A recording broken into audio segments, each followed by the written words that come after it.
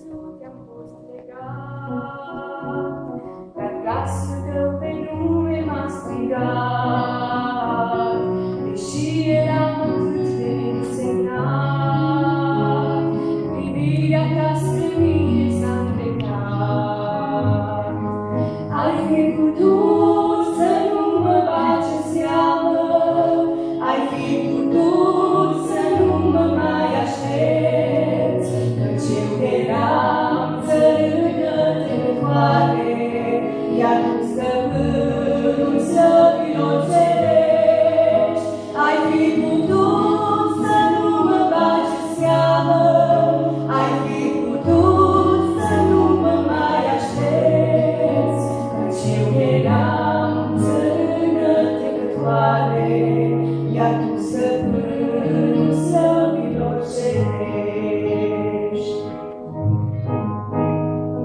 Atâția ani în sus m-ai așteptat și atât de multe toate mi-a iertat, nici astăzi nu înțeleg cum ai lucrat, dar m-am trezit la cruce îngenunchiat.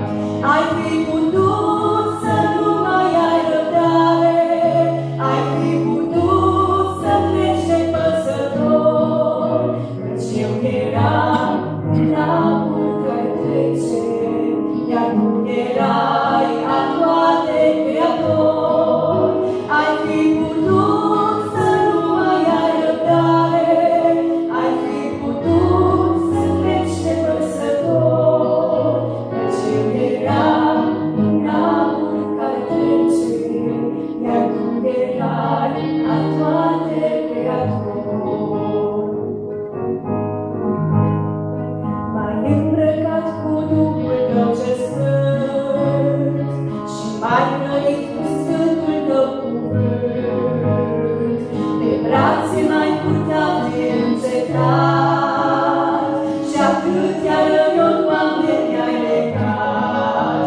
Aș fi putut să caut orice și unde, aș fi putut pământul să străbat, dar nicăieri n-aș fi găsit sub soare un Dumnezeu atât de minunat.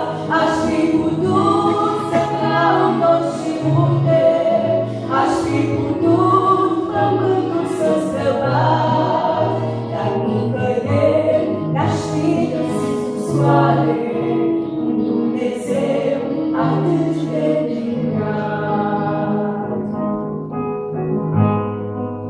Sub albul sânge stau și astăzi, Doamne, de orice loc să pot fi protejat.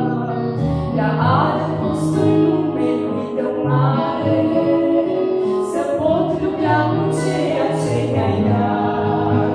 Tot ce-mi doresc e harul Tău, Iisuse, să-L lași mereu peste ființa mea.